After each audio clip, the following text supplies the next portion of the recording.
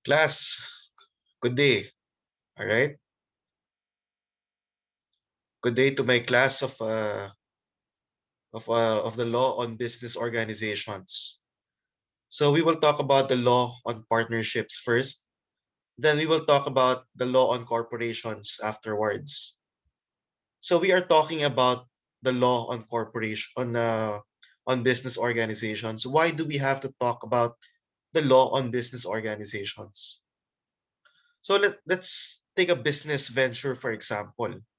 Let's say you put up your own business. Let's say gumawa ka ng laundry shop, no? So meron ka sariling capital, meron ka sariling labor, ganyan, no? Of course, if you're lucky, no, your business can go so far, no? But if you are alone class, no, medyo limited ka, all right? When you are alone, no, let's say may project, no, tapos mag-isa ka lang, no? Mabilis mo magagawa yung trabaho mo. But when you are in a group, no, chances are medyo minsan matagal kumilos, no? Pero may kasabihan tayo na if you want things done fast, no, you do them on your own, all right? But if you want to go far, no, you have to do it with a group. The same goes for business operations, all right? So may mga business ventures tayo na partnership at saka corporation. Okay? So we begin with the law on partnerships.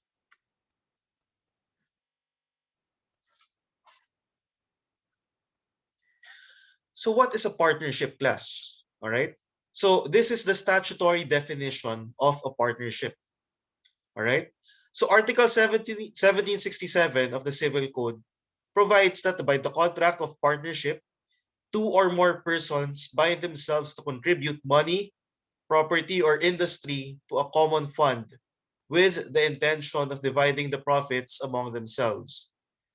Two or more persons may also form a partnership for the exercise of a profession. So class, now let's look at the statutory definition of a partnership. No? So this is what is provided for under the Civil Code. The Civil Code was enacted by Congress in 1950. So matagal na yung batas na yan, no? So it hasn't changed yet so far, no? So ang partnership daw, so it requires two or more persons. Pwede ba ang isang tao maging partnership? Hindi pwede. Kasi sabi two or more. Ibig sabihin, hanggang ilan, no? Hanggang ilan ba ang pwede maging members ng partnership? Meron bang limit ito? The answer is wala. There is no limit. Can there be more than 100 partners in a partnership? The answer is yes. Can there be more than 1,000? Can there be more than 100,000 people partners in a partnership? The answer is still yes, because there is no limit provided for under the law. And let's look at the last second from the last sentence. No, there's the intention of dividing the profits among themselves. No, so you can't call something a partnership. No, unless it has a business, unless it is a business venture. You have to be sure that the intention is deriving profits from the operation of a business. Kung merong association, no, na merong two or more partners, tapos hindi naman nila aim na mag-business, that is not a partnership. Hindi nila aim na magkaroon ng profits, that is not a partnership. Kung partnership ang pinag-uusapan, alright, dapat may business yan. Eh paano kung may business ka pero wala namang profits, palaging lugi? Partnership pa rin ba yun? The answer is yes. It's still a partnership. And let's look at the last sentence. Two or more persons may also form a partnership for the exercise of a profession. Alright, so anong example nito? Meron tayong mga law firms. Meron tayong mga accounting firms. So those are called general professional partnerships. So they are also partnerships. So medyo medyo may konting concern dito class, no? Because sabi sa sabi sa ethics ng lawyers, ang legal profession, it should not be considered a business because it's a noble profession, no? So hindi dapat pera-pera pinag-uusapan kapag legal profession ang nandyan. Alright? Because it's supposed to be a noble profession, but nevertheless, it is still called a partnership. Alright? So it's called the general professional partnership. Let's look at the concept of partnership. It is an entity distinct and apart from the members composing it, and for the purpose of which it was created. It is a person having its own assets and liabilities. For example, si A at saka si B, gumawa ng partnership. Ang pangalan ng partnership, A and B partnership. Yung A and B partnership, it has a separate personality from A and B. Yung A and B partnership, it can own properties, it can sue. Ibig sabihin, pwede siya mag-file ng kaso, pwede rin siya kasuhan. No? Para siyang corporation in that regard. No? May sarili siyang pagkatao.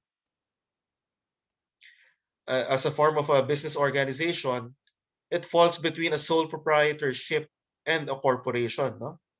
So we're talking about business organizations. No? Number one, ang pinakamadaling itayo, sole proprietorship class. No?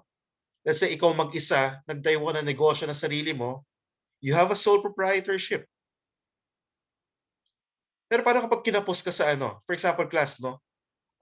Let's say magaling ka magluto, no? Tapos wala ka namang kapital. Anong gagawin mo? Kung ayaw mo naman umutang, you can get a partner. You can get a partner who can provide the capital. Tapos may partnership kayo. Hati kayo sa profits, ganyan, no? So ang partnership class, no, nasa gitna ng sole proprietorship at saka ng corporation. Bakit nasa gitna? Ang partnership ba madali to gawin? The answer is yes, no? Madali din gawin ang partnership because all you need is the consent of the partners. All right? Ang corporation ba madali gawin? Ibang usapan 'yan, no? Because there can be no corporation, no? Unless it is created by law. Pag sabihin, no, don't get me wrong class, no? Pag sabihin na created by law, it has to be dapat ang corporation magagawa lang 'yan kapag merong certificate of incorporation issued ng SEC, ng Securities and Exchange Commission. We will discuss more about corporation law after the law on partnership. So ngayon, puro partnership muna tayo. Okay? So ang corporation, magandang corporation class. No? Maraming businesses na ang style niya corporation. Bakit? Kasi ang corporation, maraming stockholders. No? So marami nagtutulong-tulungan. At saka pati it has a separate personality, no? Na kapag nalugi ang business, hindi mo pwedeng habulin yung mga shareholders, but that's under the law on corporation. We will discuss more about that and discuss first about partnership. Let's look at the characteristic elements of a partnership. Number one, it should be consensual. Consensual means it is perfected by mere consent of two or more persons. So anong sabihin yan? For example, si A at saka si B, nagsabi sila verbal lang ha. Let's say si A and B sabi nila, oy pare, gumawa tayo ng partnership. Do they already have a partnership? Well, the answer is yes. That is provided for under the law. Okay? It is perfected by mere consent. Consent lang ang kailangan. Pag meron ng consent, na gumawa sila ng partnership, ay partnership na. Alright, class? Hindi yan parang corporation na, oy, gawa tayo ng corporation. Hindi ganon. Okay? It is nominate because it has a special name or designation in law. Sabihin, the Civil Code specifically provides the name of a partnership, no? Kasi merong mga special arrangements, no, na walang pangalan to under the law, no, but you already learned that in your oblicon. Now, a partnership is also bilateral. Sabihin, the rights and obligations arising from the partners are always reciprocal, no? So it's a give and take relationship, no? It is onerous. Each of the parties has to give something in order to procure for himself a benefit. It is the opposite of gratuitous. Ano ibig sabihin nito? Ibig sabihin, yung mga partners dapat may binibigay sa partnership, no? May binibigay sa partnership para makakuha sila ng benefits, no? Hindi pwedeng parang ano lang, hindi pwedeng parang wala lang, basta partner ka na, ganyan. Alright? It should be onerous. So yung mga partners, ano bang pwede nila ibigay, no? Pwede sila magbigay ng money, property, or industry. Anong sabihin ng money? Di cash, no? Property, pwede sila magpahiram or magbigay ng lupa. Pwede sila magbigay ng gamit, no? For the partnership. Industry, ano sabihin ng industry? Pwede sila magtrabaho for the partnership. Paano class kapag ginawang partner kasi sikat siya, pero wala talaga siyang ginagawa? Pwede pa rin ba maging partner yon? The answer is yes. Pwede pa rin maging partner yon. Kahit wala talagang ginagawa, no? Pero payag ang lahat ng partners na gawin siyang partner, pwede yun. Partner pa rin siya. Number 5, commutative. The undertaking of each of the partners is considered as the equivalent of that of the others. Alright? So supposedly lahat sila parang equal, no? Number 6, principal. It does not depend for its existence and validity upon another contract. This is the opposite of accessory, no? So as you learned in your oblicon, it can stand on its own, no? A contract of partnership can stand on its own. Ano pa example ng principal contracts, no? Isang example yan is the contract of loan, no? Anong example naman ng hindi principal na contract? A contract of mortgage is not principal, no? Because kung merong mortgage, dapat merong munang loan. Hindi pwede magkaroon ng mortgage na walang loan. Pwede ba magkaroon ng loan na walang mortgage? The answer is yes, pwede. Alright? And then number 7, it is preparatory. Sabihin, this is entered into as a means to an end, no? Which is to earn profits. Alright? A partnership contract is in essence a contract of agency. Alright? So you will learn about the law on agency in the next semester, no? So sabihin, bakit siya agency, no? Because each of the partners acts as an agency of the each of the partners acts as an agent of the partnership. For example, ang partner si A, si B at saka si C, no? Sabihin kahit sino kay A at saka kay B at saka kay C, pwede makipag-transacto sa ibang parties. Let's say may kailangan bilhin or let's say gusto umutang, no? Hindi necessary class na dapat lahat muna sila mag-agree, no? Ibig sabihin, lahat sila may-ari ng partnership, they act on behalf of the partnership, no? Unless syempre may usapan sila. But that will be among themselves only. All right?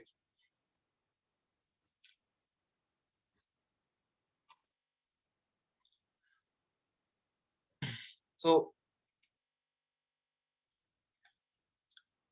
a partnership relation is fiduciary in nature, no? It is a voluntary association. There is a personal relation among the partners, and there is directus personae, no? There is the element of directus personae.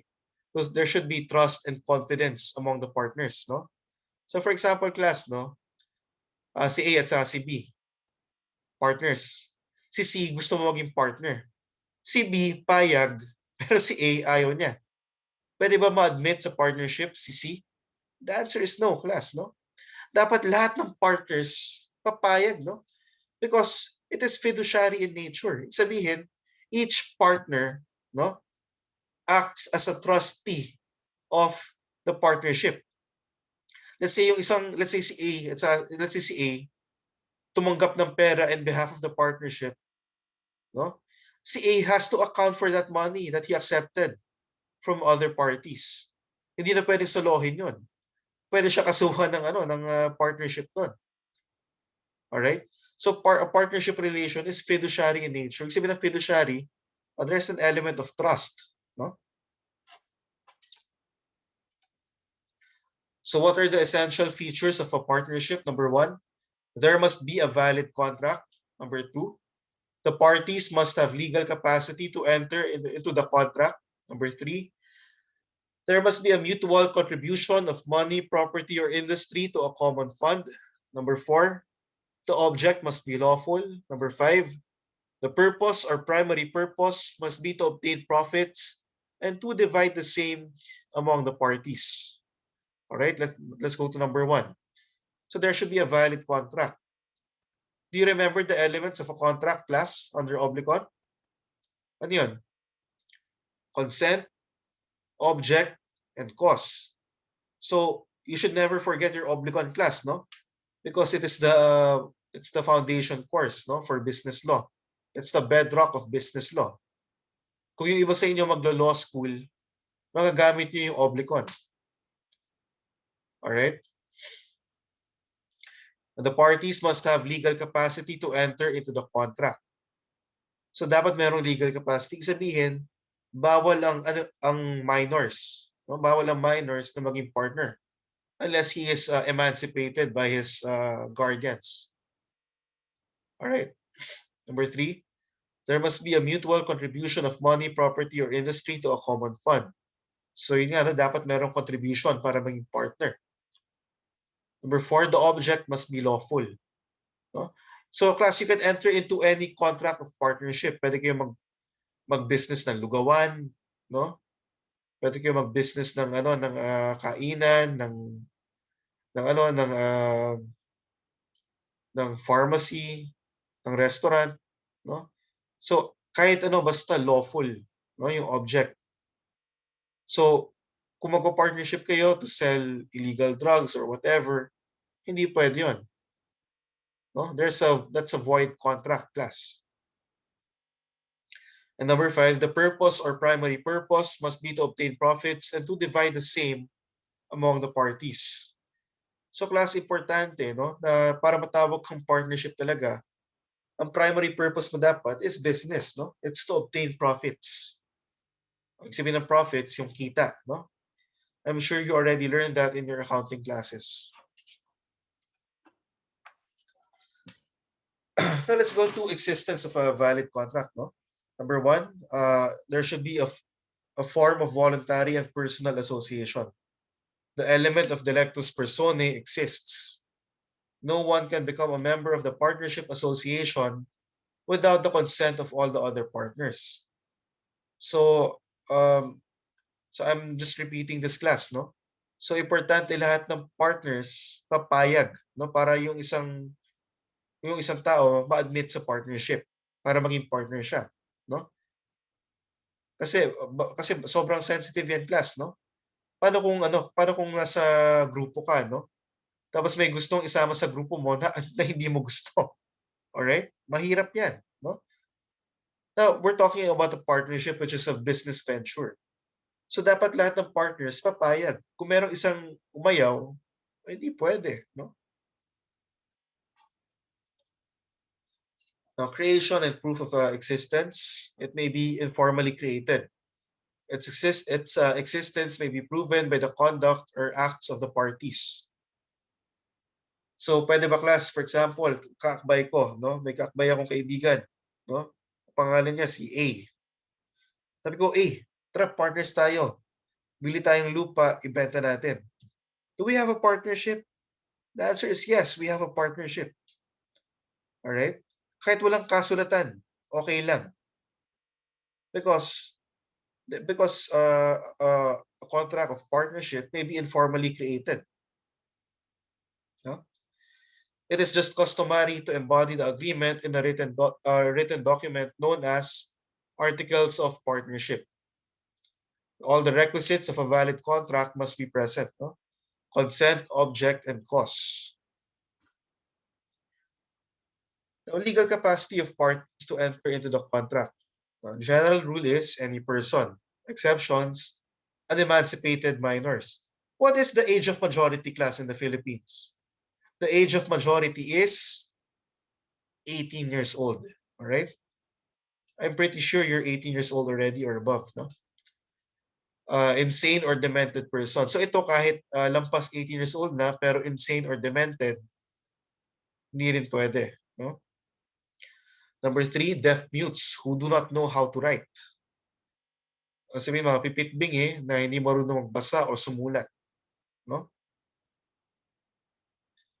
Persons who are suffering from civil interdiction, no? They are those convicted with accessory penalty of civil interdiction for crimes with penalties of reclusion perpetua and reclusion temporal, no? So hindi porke nakulong ka, hindi ka pwede mag-enter ng partnership, no? The law is specific. Persons who are suffering from civil interdiction. Hindi porke kinasuhan ka, hindi ka na pwedeng mag-enter ng contract of partnership, no? So it's specific to to those suffering from civil interdiction. So ito yung mga heinous crimes, no? Like those charged with those convicted with murder or rape, etc. No? Number 5, incompetents who are under guardianship. All right. Let's talk about mutual contribution to a common fund. Number 1, propriety or financial interest. The partners must have a proprietary or financial interest in the business. There must be mutual contribution to a common fund. Oh, you have to understand this about partnership class, no? Paano kapag yung partnership, let's say kumikita siya, hindi masaya, no? Kumikita siya. Paano kung nalugi yung partnership? Let's say hindi makabayad ng utang yung partnership. Ano mangyayari? So, i-liquidate mo na yung assets ng partnership, no? Paano kapag kung na-liquidate yung assets ng partnership, kulang pa rin? Pwede ba mahabol? Ha? Pwede ba mahabol ng mga creditors yung mga partners in their individual capacities? Pwede ba yun? Answer is yes, pwede. Pwede silang habulin ng mga creditors. So yung separate na ari-arian nila, pwede habulin ng creditors, no? So parang sa self proprietorship, no? Sorry, sa sole proprietorship.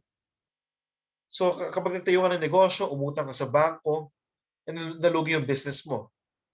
Pwede mo sabihin, teka, nalugi yung business ko, pero huwag mo na habulin yung sarili kong pera. Pwede mo ba sabihin? Hindi. Hahabulin ka ng bangko, sisingilin ka. No? Sisingilin yung separate properties mo. Sa partnership, ganun din. Yung mga partners, no? Yung mga partners, they are liable, no? So yung separate properties nila, those are actually subject, no? Those are actually subject to the creditors' demands, no? Kapag wala ng assets yung partnership mismo, pwede nang habulin yung partners in their individual capacities. Pag sa corporation ba ganun? The answer is no. No? Pag corporation class, kaya marami nagtatayo ng corporation, pag stockholder or shareholder ka sa corporation, you are liable only to the extent of your shares in the corporation. No? Pero pag sa partnership, tapos ubos na yung assets ng partnership, pwede ka habulin ng creditors. Okay? Let's go to form of contribution. So there's money, property, or industry, no? So we know what money is, we know what property is. What is industry? Work or services of a partner. So class, no, yan yung let's say chef ka, tagluluto ka, o pwedeng yan yung contribution mo. You are an industrial partner. May shares ka rin sa profits ng business. Pero class, no, in a limited partnership, which we will talk about limited partnership throughout the course, no? No limited partner can solely contribute only mere industry or services. Okay? So we will discuss more about limited partnership, pero brief background na rin. Ang limited partnership class, ano bang sabihin ng limited partnership? Ang sabihin lang ng limited partnership, meron dyan na limited partner. Yun lang ang sabihin nun. Now, sino ba ang limited partner? Ang limited partner, para siya, partner siya, pero hindi pwede habulin yung separate properties niya. No? Pwede lang habulin siya to the extent sa contribution niya, no? Pwede lang siya habulin to the extent ng contribution niya sa partnership. Anong opposite ng limited partner? General partner. Alright? By default class, ang partnership, laging general partnership yan. Alright? Kapag silent, no?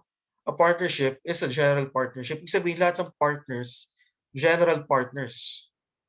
So lahat yan, pwede mo sila habulin. Let's say nalugi yung let's say creditor ka, tapos nalugi yung partnership.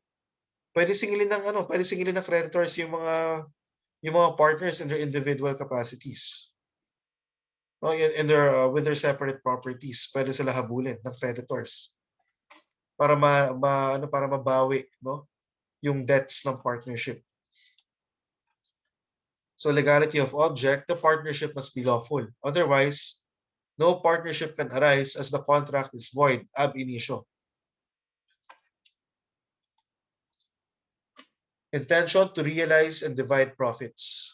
It is the very essence of a partnership. So kailangan talaga, class, no? Ang aim talaga dapat is to realize and divide profits. Kasi pag wala yan, hindi partnership yan. Parang NGO lang yan. Parang ganun. It is what separates a partnership from voluntary religious or social organizations. May mga social organizations class like Rotary Club, no? Hindi naman aim ng Rotary Club na mamera. Okay? Ano bang ginagawa ng Rotary Club? So mga social civic activities at sa mga professional awareness, no? Mga ganun. Profits need not be shared equally among the partners. So depende yan sa usapan, no? Paano kapag silent class, no? Paano kapag walang sinabi kung paano hatiin, no? Kung paano hatian ng mga partners? Ibig sabihin ba doon equally? The answer is no, no? I'm sure you have learned in your accounting for partnerships and corporations na kapag silent, no, yung usapan kung paano hatian, this will be based on the contribution of the partners. Alright? Paano kapag yung isa, si A, let's say A, B, and C partnership, paano kung si A, 50% ng contribution galing sa kanya, tapos si B at saka si C, tig 25% lang. No? Kapag pinilit mo na equal sila, kawawa naman si A, no? Alright? So kapag walang usapan, it will depend on the amount of contribution. Pero kung may usapan, edi susundin yung usapan, no? Kung meron silang agreement, always follow the agreement. Sharing of profits is only a mere evidence of partnership. So hindi porke nag-share ng profits, automatic may partnership na. Alright? The agreement as to how profits shall be shared is not necessary. A partnership is a juridical person. It has a separate and distinct personality from that of the partners. The partnership may acquire and possess property of all kinds. The partnership may incur obligations. The partnership may bring civil or criminal actions. So sabihin, pwede magkaso yung partnership mismo. Hindi yung partners, ha? Yung partnership mismo ang magkakaso. Pwede rin makasuhan yung partnership mismo. What is a partnership by estoppel?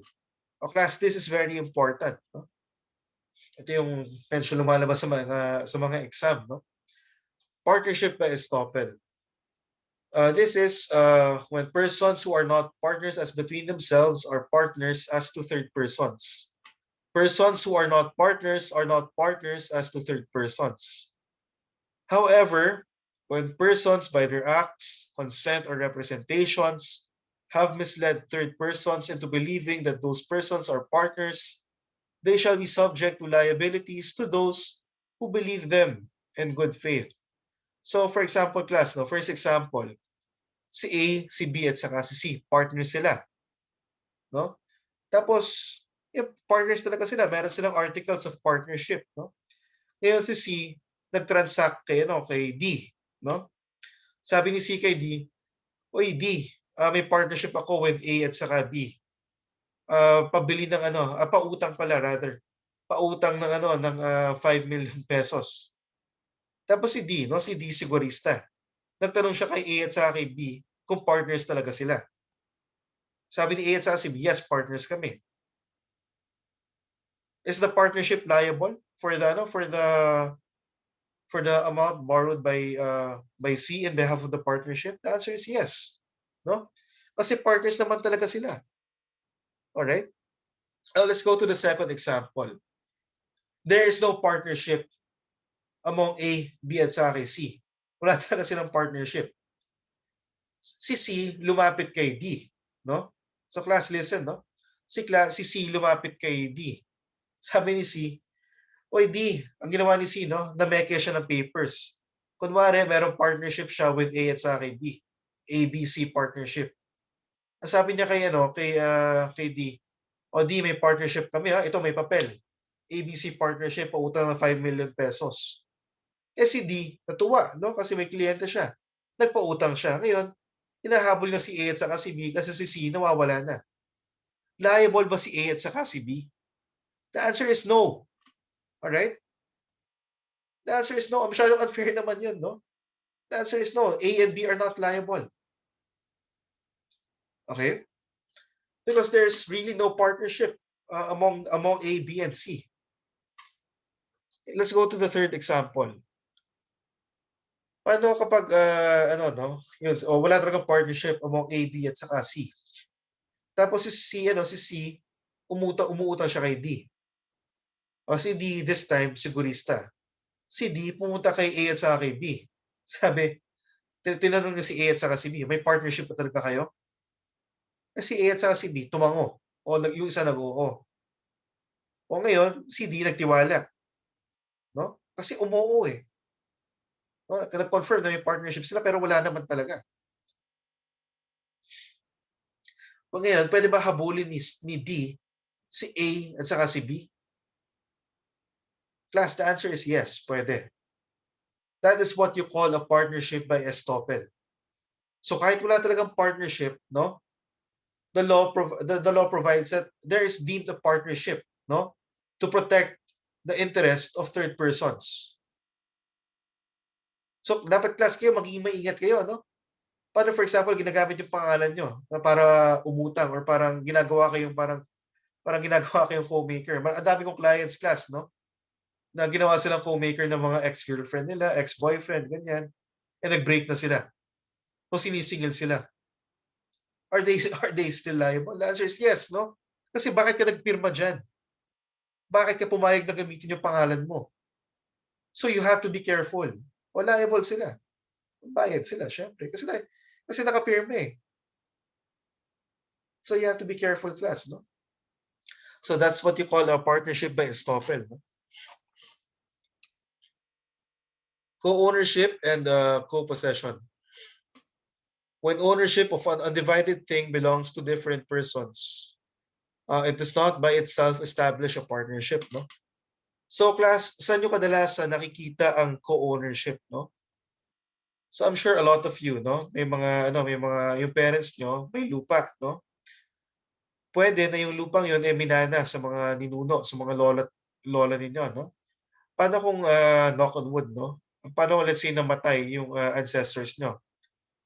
Syempre sa mga mapupunta yung properties, sa mga heirs, no? Sa mga anak. Paano kapag maraming anak, no? Kanina mapupunta yung lupa? Tapos wala namang will, walang will or walang will and last testament.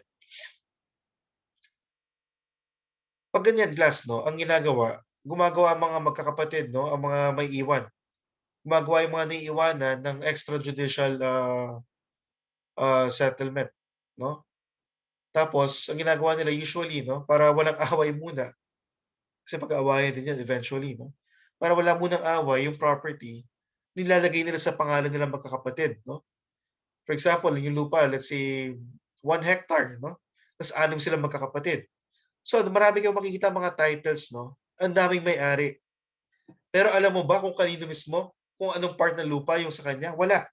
Makikita mo yung ito 1/6 share, 1/6 share, 1/6 share, o 1/2 share, 1/3 share.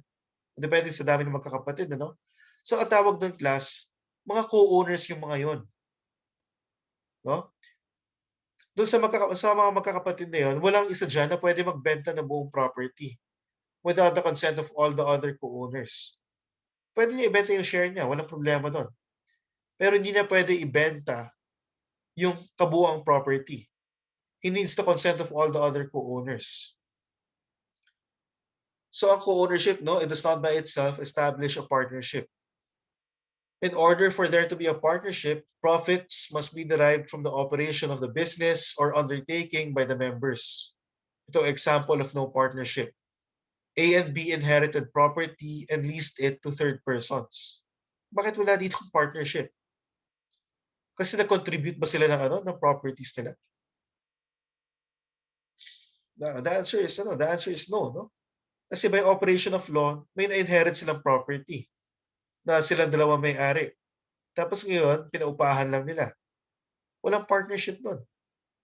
Because they both own the same property. Hindi nila pinaghirapan. Ibang usapan class, no? Paano kapag nag-ambagan sila? Tig 5 million pesos para bumili ng property. Tapos yung property na yun, ipaparenta nila. May partnership ba doon? The answer is yes, may partnership doon. No? Because they contributed something together.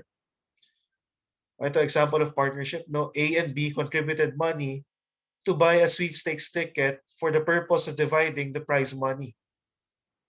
So dito merong partnership dito. Kasi merong contribution of money.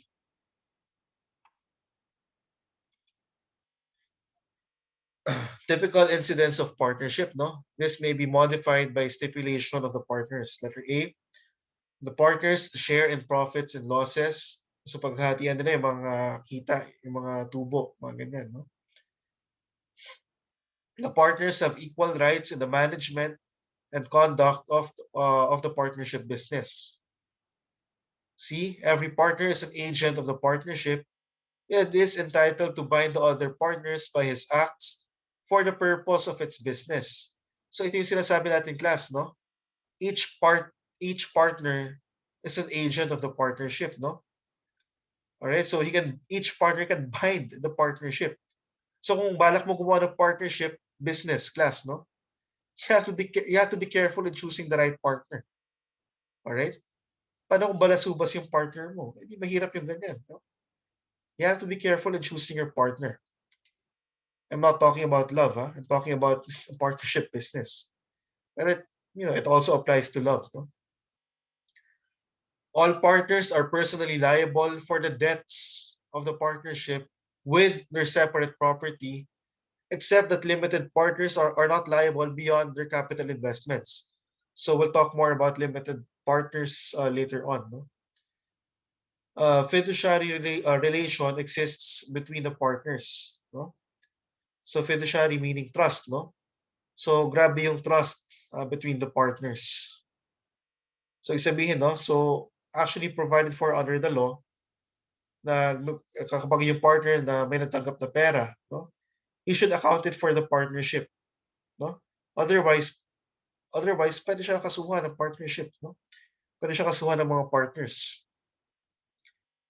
On dissolution, the partnership is not terminated but continues until the winding up of the partnership is completed. So class, now let's talk about dissolution and winding up, no? Dissolution and liquidation. No? Magkaiba yan class, no? Ibig sabihin ng dissolution, there's a change in the relation of the partners, no? Let's say, paano kung may bagong admit na partner? O, dissolve yung lumang partnership kasi may admit na bagong partner. Paano kapag may namatay na partner? O, dissolve yung partnership. Pero hindi sabihin, liquidated na. Alright? Ang liquidated class, no? Yung talagang sasaraduhan na yung partnership, binibenta na yung mga, parang pinaghahatian na yung mga partnership assets, etc., etc. Yun yung liquidation. Hindi profits yung nahati, yung mga assets na mismo. Or kaya actually tinawag na liquidation, binibenta yung mga partnership assets para yung natitirang pera, ibibigay na sa mga partners. Nangyayari ba yun? Yes, class, no? Hindi naman porque nagbukas ka ng business venture, sigurado kang kikita yan. Of course, it's a gamble. It's more like a calculated gamble class, no? Hindi ko siya kino-compare sa gamble ng sabungan, no? Kung magsasabong kayo or magtatayo ng business. No offense to sa mga nagsasabong dito ha. Pero magtayo ka na ng business if ever gamble din ng business, but it's a calculated gamble.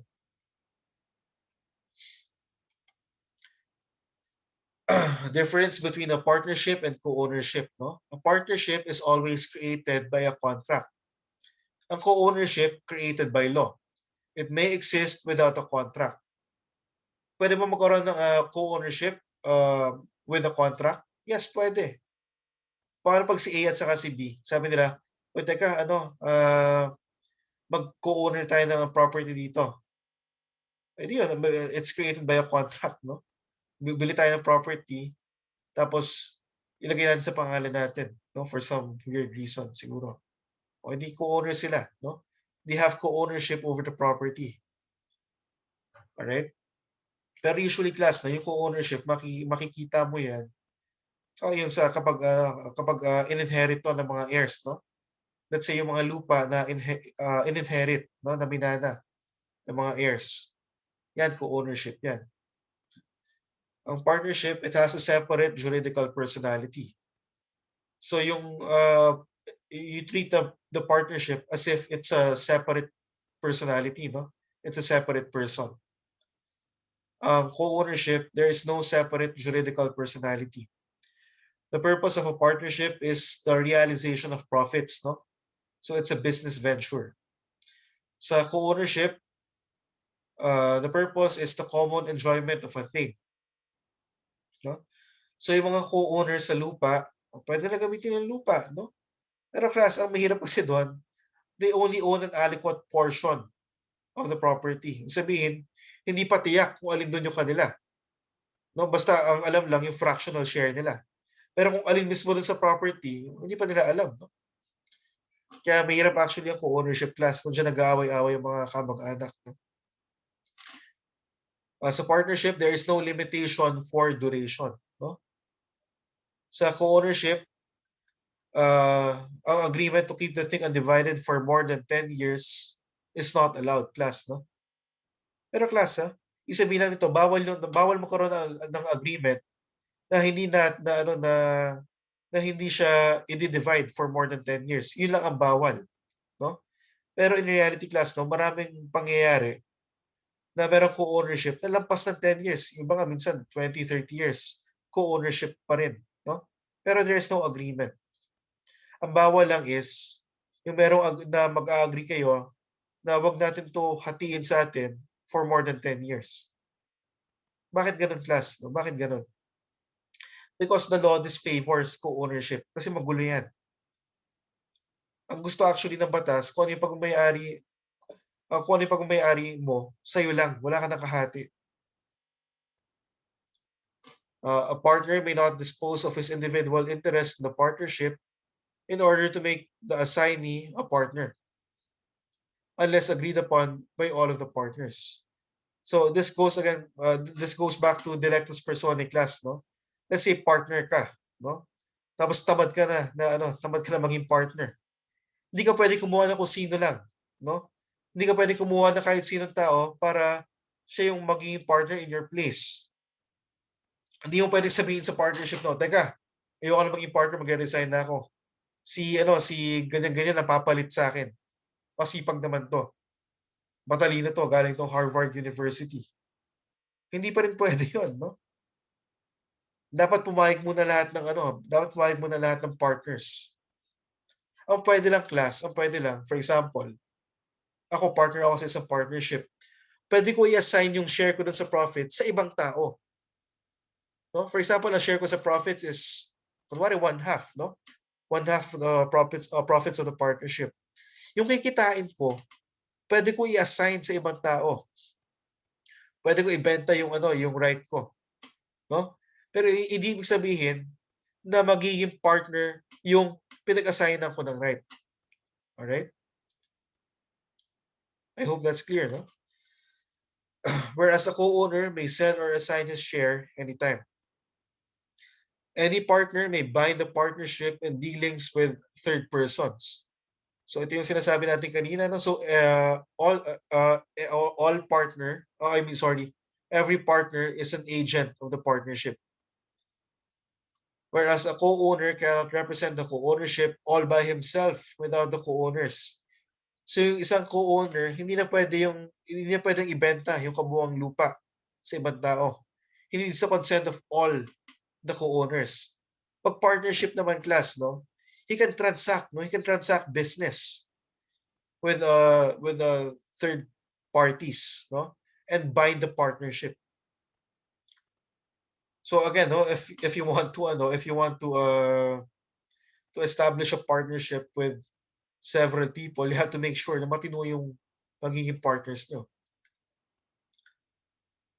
Death of a partner results in the dissolution of the partnership. No? So again, class, take note of the wording. No, the wording is dissolution, not liquidation. Ibig sabihin ng dissolution, nagbago yung relation ng partners, no? Pero tuloy pa rin yung business. Hindi lang magtutuloy yung business kapag liquidation na. Death of a co-owner does not automatically dissolve the co-ownership. Bakit ganyan? Kasi pag namatay yung co-owner class, ano mangyayari? Kasi class, no, this is actually an interesting question. Baka magamit nyo rin in your personal dealings kung may properties kayo. O for example, yung let's say may lolo kayo. Kunwari lang class, no? Let's say may lola kayo namatay, no? Sino magamana nun? Eh di syempre mga magulang nyo at saka mga tito-tita nyo. Sorry, no? Let's make it more specific. Let's say ang anak ng lolo nyo na namatay is yung nanay nyo. Ang magamana ng property is yung nanay nyo, pati yung mga kapatid niya. No? So let's say dalawa silang magkapatid. No? Tapos yung tito nyo namatay yung tito nyo. Yung tito nyo may dalawang anak. Sorry, gawin natin isa na lang para madali, no? Yung tito nyo may isang anak. Paano pag namatay yung tito nyo, namatay yung lola nyo? So may-ari na ng property is yung nanay nyo at saka yung tito nyo, magkapatid sila. So one half. Paano pag namatay yung tito nyo?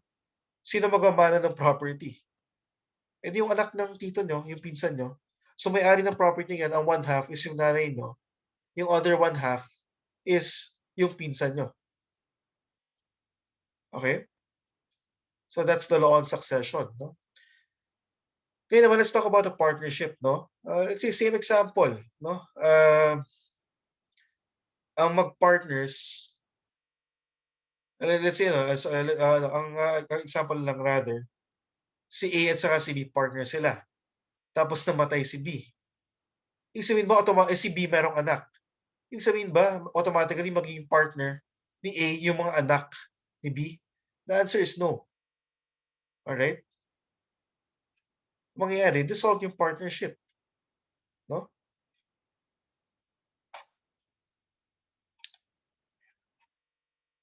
Let's talk about the difference between partnerships and voluntary associations. A partnership is always organized for pecuniary profit. So, ibig sabihin talagang dapat kumikita ng pera, no? Dapat nasa business talaga. Ang voluntary association, not always organized for pecuniary profit. In a partnership, there is contribution of capital from the partners, whether in the form of money, property, or industry. Pag voluntary associations, the fees are usually collected from the members to maintain the organization. The partnership is liable first for the debts of the partnership, followed by the partners in case the partnership becomes insolvent. So pag nalugi yung partnership class, no, pwede habulin yung mga partners. Alright, in their individual, in their separate properties. Pag voluntary associations, the members are individually liable for the debts of the association. So, ganun din, no?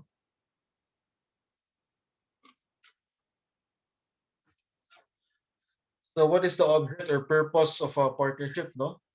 It must have a lawful object or purpose. Certain businesses may be engaged only by corporations, such as banking, no? In the same manner, bawal naman maging corporation ang law firm class, no, under Philippine law. Sa other countries, pwede yun eh. Pero mga law firms, no, dapat partnership yan. O kaya sole proprietorship, no, depende. Pero kapag corporation, hindi pwede maging corporation ang law firm. Kasi merong ethical considerations. Effects of unlawful partnership. No? The contract is void ab initio and the partnership never existed in the eyes of the law. The profits shall be confiscated in favor of the government. The instruments or tools and proceeds of the crime shall also be forfeited in favor of the government. It can be dissolved without need of a judicial decree. So class, let's say, gumawa ng partnership, no? Ang ginagawa ng partnership is illegal drugs, no? So pag ganyan, parang the law does not consider a partnership to have formed, no? Kasi kasi unlawful yung naging partnership. Unlawful yung object. Tapos pwede pang sirain. Sisirain talaga yung class, no? If forfeit ng kasi it's an illegal object, no? So pwede sirain yan, pwede sunugin. So form of partnership contract may be oral or in writing, no? Kasi sabi nga natin, there's no specific form for a contract of partnership, no? But class, no, merong exception, and you have to take note of this exception. If immovable property or real rights are contributed, no, they must be in a public instrument. To affect third persons, the transfer must be recorded in the registry of deeds. So class, this is actually important. Kapag ang partners class, no, ang contribution nila is cash lang. O pwedeng oral lang yan. Para pag ang contribution nila is let's say gagawa ng partnership kayo, no? Let's say ang contribution nila is mga taxi. Ang gusto na gawing partnership business is taxi business o tricycle business, whatever, no? Kahit oral lang, pwede yun. May contract of partnership kayo. Paano kapag ang gusto ng partnership business is real estate, no? Real estate development, no? Tapos nagko-contribute yung mga partners ng mga properties, ng mga lupa, o ng mga building. Pag ganyan class, it has to be made in a public instrument. Alright? Ibig sabihin ng public instrument, ibig sabihin nito, it has to be written and notarized, acknowledged before a notary public. Okay? Hindi basta dapat written lang. It has to be recorded, it has to be in a public instrument. So, ito lang, no, kapag immovable property is contributed, no? So example lang, immovable property is land at saka building. Okay? So what if the partnership has a capital of 3,000 pesos or more, no? Ang sabi kasi sa batas class, no, if you read the book of Attorney De Leon, no, the contract must appear in a public instrument and it must be recorded or registered with the SEC or the Securities and Exchange Commission. However, failure to comply with the above requirements does not prevent the formation of the partnership. The failure to comply will also not affect liability of the partners to third persons. If mapapansin nyo sa libro class, no? Pag kapag yung capital daw ng partnership is 3,000 pesos or more, it has to be registered with the SEC. Okay? Paano pag hindi kayo napag-register sa SEC? May partnership pa rin ba? The answer is yes. May partnership pa rin. Alright? Except kapag ang i-contribute ng partners is immovable property. Basta meron magko-contribute ng immovable property, dapat public instrument na yan. Pero kung wala namang immovable property, o kahit oral, pwede. Paano kapag lampas ng 3,000 pesos? Yes, pwede, may partnership pa rin. Alright? Bakit sinasabi sa batas na dapat nasa public instrument kapag may capital na 3,000 pesos or more? The purpose of that is para makakuha ng mga license, para makakuha ng ng mga permits, ganyan-ganyan, no?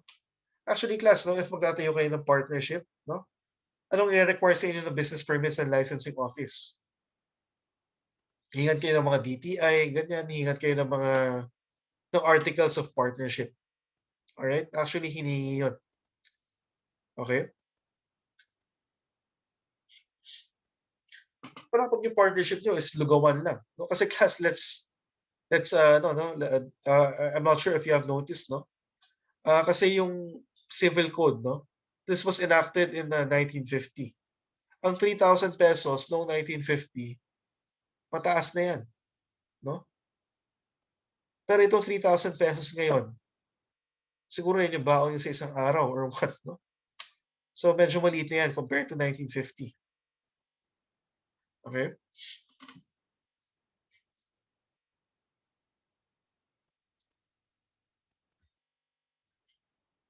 Let's go to partnership with contribution of immovable property. Number one, the contract must be in a public instrument. And number two, an inventory of the property contributed must be made, signed by the parties, and attached to the public instrument. If this is not made, the contract of partnership is void. So you have to pay attention to this class, no? Basta merong contribution of immovable property, the contract must be made in a public instrument. Kung wala niyan, the contract of partnership is void. So remember this class, no? Especially for accounting students who will be taking the CPA board exams. No? Laging lumalabas yan. What is the importance of making inventory of real property? To show how much is due from each partner to complete his share in the common fund in order to prejudice third persons, to prevent fraud to those who contract with the partnership, to protect third persons. So again, no, when immovable property is contributed, it must be in a public instrument. Otherwise, the contract of partnership shall be void. So, class, no? So, paano mo malalaman, no? Class, no? If you are, let's say, may gusto ka bilhin na property, no? Let's say you're a prospective buyer of a real property. May nagpakita sa'yo ng titulo, Xerox copy lang, no? Kaya sabi, uy, maganda tong property na to. Anong una mong gagawin para malaman kung lehitimong tao yung kausap mo, no? Para mo malalaman kung totoong property, kung totoo yung property na binibenta sa'yo. Ang binigay sa'yo, Xerox lang. Ano problema nun, class, kapag Xerox lang yung binigay sa inyo? Number one, it can be fake. No? Number two, kapag hindi fake yan, pwedeng Xerox yan ng lumang title. Kasi baka nabenta na yan sa iba. Hindi ka sigurado dun sa latest na status ng property na yan. So if you're a diligent person, no, anong una mong gagawin? Pupunta ka sa Registry of Deeds, no? Hihingi ka ng certified true copy. Papakita mo yung Xerox na yan. Ay ibibigay sa'yo yung latest na status ng property.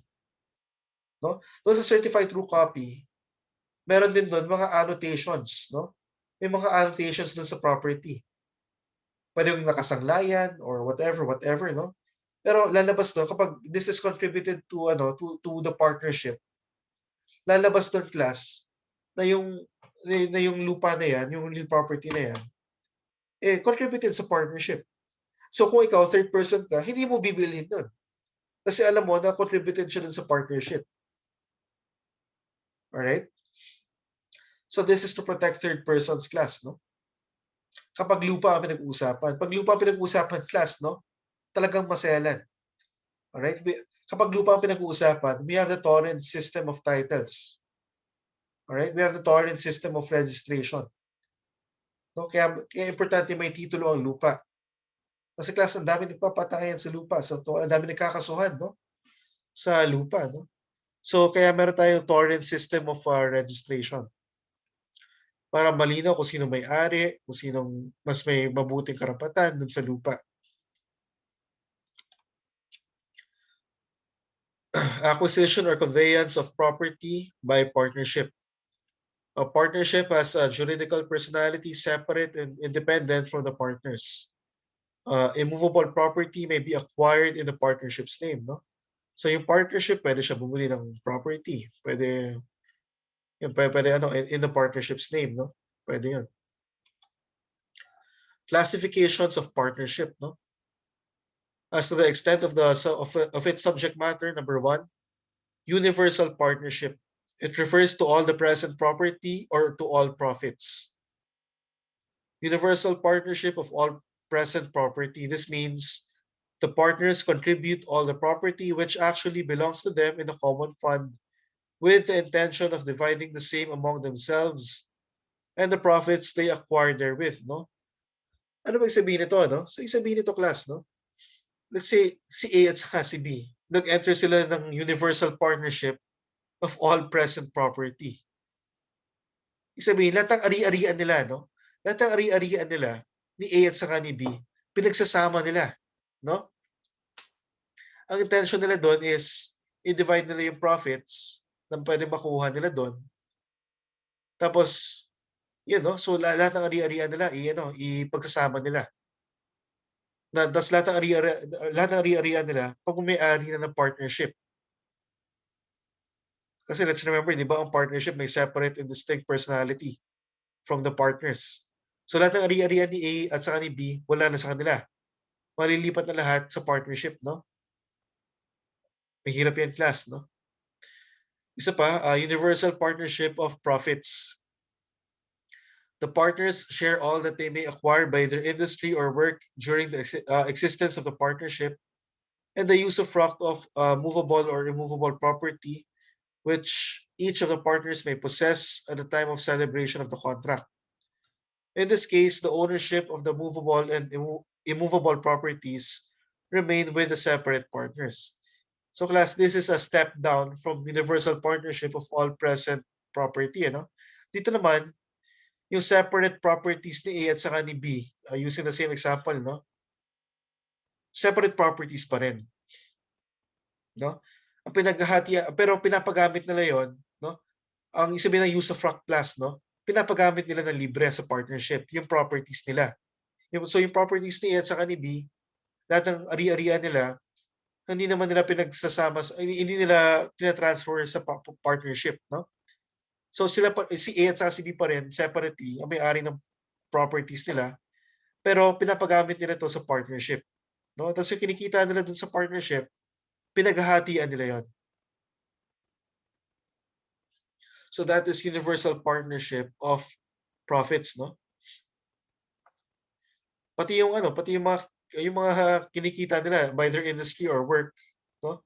During the existence of the partnership, yun, pinaghahatian din nila. Alright? Kasi pinag-usapan natin universal partnership of profits, no? So ang pinaghahati-hatian talaga dito is yung profits. Pero yung sa all present property, talagang pati yung ownership mismo, talagang lahat yan sa partnership. Mahirap yung ganun, class, no? Now let's talk about a particular partnership, no? It's neither a universal partnership of present property nor a universal partnership of profits. Examples ito, those formed for acquisition of immovable property for the purpose of reselling, and those established for the purpose of carrying out a specific enterprise, such as the operation of a restaurant, construction of a building, or practice or exercise of a profession, such as law firms, accounting firms, etc. So class, no?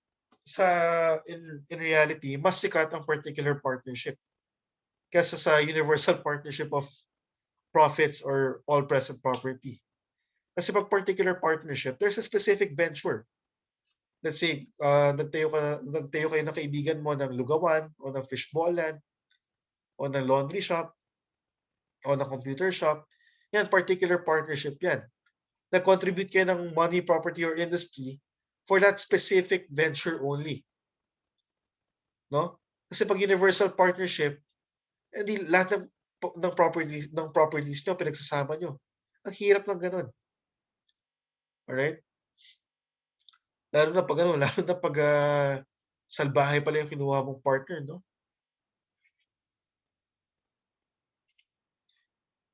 Now, as to liability of the partners, ito, general partnership. It consists of general partners who are liable pro rata and subsidiarily, sometimes solidarily with their separate property for partnership debts. No? So ito class na kapag nalugi yung partnership, hindi na makabayad yung partnership sa utang niya, habulin naman ng creditors yung mga partners. No? Hahabulin ng mga partners, hahabulin ng mga creditors yung mga partners in their with their separate properties. No? Kasi para pag nalugi nga yung partnership, pero mayaman naman yung mga partners, pwede sila habulin ng mga, ng mga creditors. No? Now, ano naman nagsabihin ng limited partnership? It is one formed by two or more persons having as members one or more general partners and one or more limited partners. The limited partners are not personally liable for the obligations of the partnership. So class, no, yung mga limited partners, liable lang sila to the extent of their contribution. No? Hindi sila pwedeng habulin, no? Hindi sila pwedeng habulin sa separate properties nila. So class, kung ganun, ba't hindi nila mag-limited partnership lahat? Pwede bang pwede bang magkaroon ng partnership na lahat ng partners ay limited partners? The answer is no. All right? Dapat laging merong at least one general partner. All right? Bawal magkaroon ng partnership na ang lahat ng partners ay limited partners. Bawal 'yon. Pwede mo magkaroon ng partnership na lahat general partners? The answer is yes. That is actually the default rule, no?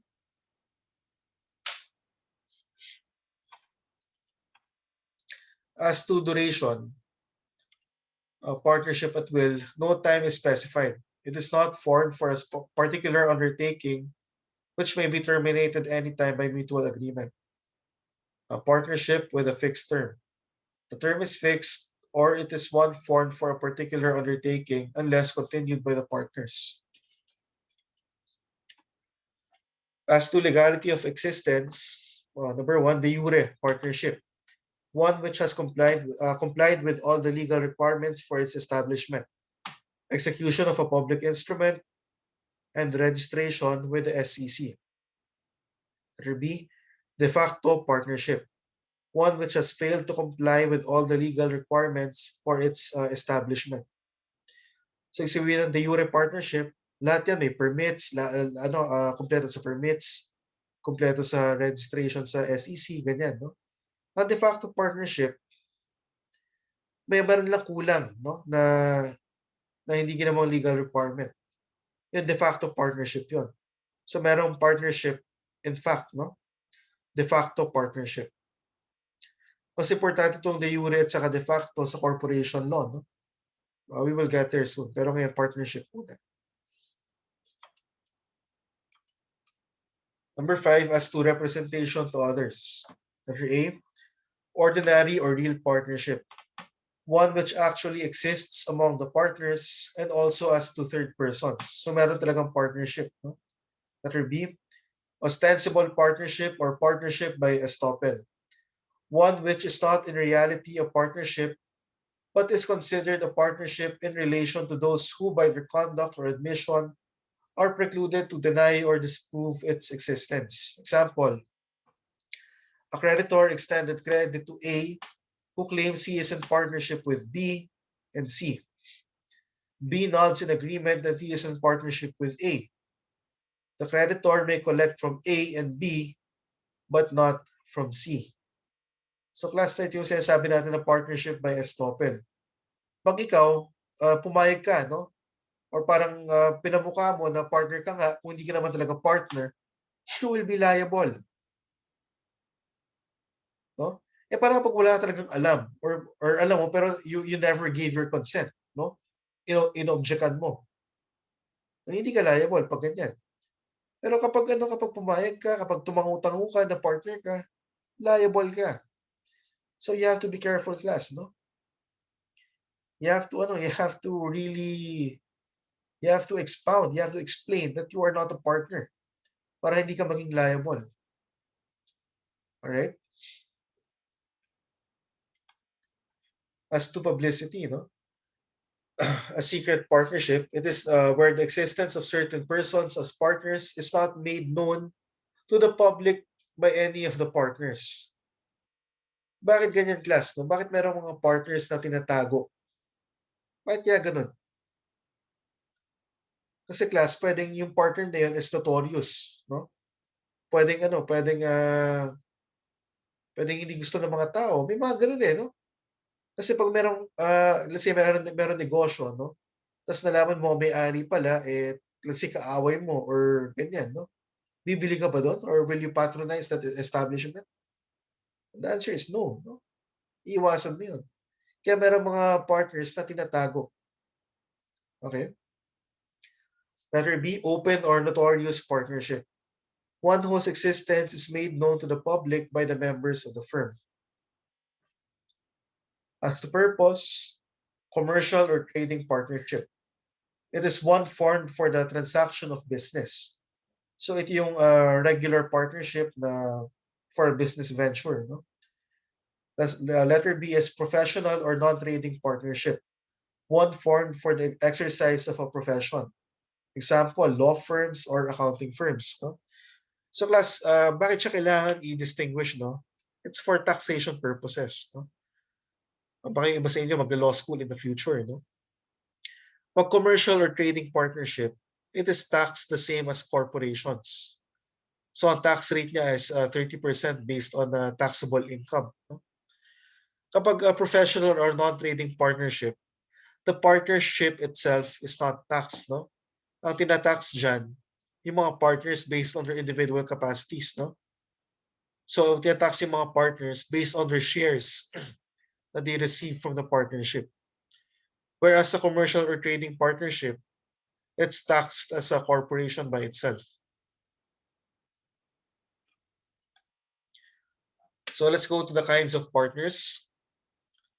So first, we have the capitalist partner. It is one who contributes money or property to the common fund. So yung yung nag-contribute ng kapital, ng pera o ng property. Industrial partner, one who contributes only his industry or personal service. Ang puhunan niya is yung service niya, no? So let's say chef sa restaurant, no? Let's say wala siyang pera pero magaling siya magluto. Pwede pa rin siya maging partner. All right? So he is called an industrial partner. So I remember class, no, tinanong po ng college ako, which was, years back. Sino daw mas importante? Capitalist partner or industrial partner? So depende, I don't know what your answer is, no? Pero pag ang sagot kasi is in the capitalist partner, sino kikilos, no? Pero ang sabi is pwede naman mag-hire ng employees yung mga capitalist partner. Pero kung mas importante ang industrial partner, hindi magkakaroon ng business kung walang capital. So it's it's a tricky question, no? Let's just say naman na lahat naman sila importante. Pero dapat ba mayroong palaging industrial partner sa isang business, sa isang partnership? The answer is no. Kahit capitalist partner lahat, okay lang. So general partner, one whose liability to third persons extends to his separate property. He may either be a capitalist partner or an industrial partner. Letter D, limited partner. One whose liability to third persons is limited to his capital contribution. He or she is also known as a special partner. He or she does not participate in the management of the business. Under the Civil Code, managing partner, no? One who manages the affairs or business of the partnership. Liquidating partner, one who takes charge of the winding up of partnership affairs upon dissolution. Partner by estoppel. Class, this is important, no? One who is not really a partner, but is liable as a partner for the protection of innocent third persons. He is liable for the debts of the partnership to those who believed him to be a partner in good faith because of his acts or conduct. So let's say nagpanggap siya na partner nga, pero hindi naman talaga. Liable pa rin siya, class. No? So by his acts or conduct, Kapag pinamukha niya kunwari na partner siya, let's say pumayag siya kunwari na partner siya nung tinanong siya, he is liable as a partner as far as innocent third persons are concerned. Alright? Paano kapag alam naman talaga ng creditor na hindi siya partner? O di hindi siya, no, hindi siya liable. Kasi ang poprotektahan lang naman dito, no, is yung innocent third person. That person has to be in good faith. Continuing partner, one who continues the business of a partnership after it has been dissolved by reason of the admission of a new partner or the retirement, death, or expulsion of one or more partners. Surviving partner, one who remains after a partnership has been dissolved by the death of any partner and subpartner. One who is not a member of a partnership but contracts with a partner with regard to the share of that partner in the partnership. The subpartner cannot be considered a partner without the consent of all the other partners. So ang subpartner class, no, ang ginagawa niya is parang kinakausap lang niya yung isa sa mga partners just to receive the share of that partner. Pero siya mismo hindi siya partner sa partnership. Kasi nga to be a partner in a partnership, dapat pumayag lahat ng partners na tanggapin ka.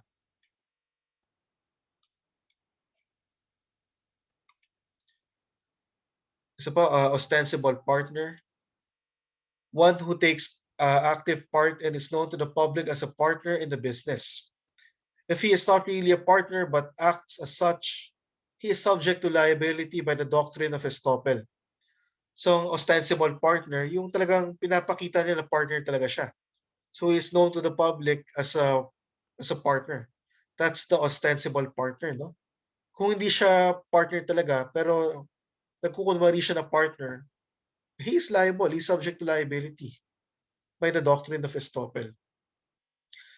Secret partner, one who takes active part in the business but is not known to be a partner by outside parties, although he participates in the profits and losses. So class, no, ito yung sinasabi natin kanina na tinatago ng partnership na partner siya. Bakit ganun, no? For various reasons. Pwedeng hindi siya sikat, pwedeng marami siyang kaaway. So yan, secret partner. O siguro kinakahiya or for whatever reason, no? Basta para patago siya na partner. Pero nagtatrabaho siya. Alright? Isa naman, silent partner. One who does not take any active part in the business, although he may be known to be a partner. So isipin class, no? So kabaliktaran naman. Pag silent partner naman, paano kung hindi ka nagtatrabaho pero kinuha kang partner kasi mabango ang pangalan mo? Pwede ba yun, class? Yes, pwede yun. May ganun talaga. Merong mga tao na mataas ang value ng pangalan nila, no? Let's say sikat yung pangalan nila, gusto mo sila gawing partner para sumikat yung business mo. Let's say kinuha mong partner si Manny Pacquiao, no? Nilagay mo Manny Pacquiao fishball. Pwede ka dagsain ng mga tao, pero si Manny Pacquiao ba, siya ba mismo yung nagbebenta ng fishball? Pwede hindi, no? So pag ganun, silent partner, wala siyang ginagawa, pero parang talagang pinapakita mo sa public na partner siya. Alright?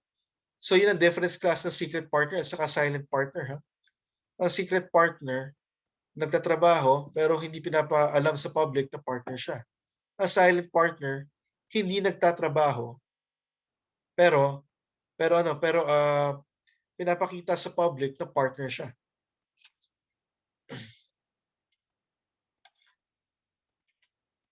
Dormant partner, one who does not take active part in the business and is not known or held out as a partner. He is both a silent and secret partner, also known as a sleeping partner. So ito, hindi nagtatrabaho, hindi pa kilala. So yan, dormant partner.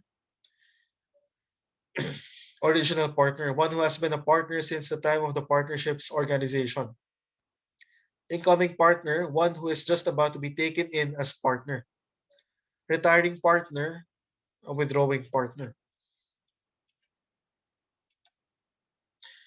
So class, I will end today, no? I will see you during the next meeting.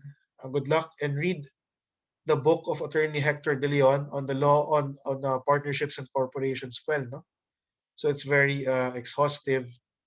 It's good for reading, no. So take care, class, and God bless and stay safe.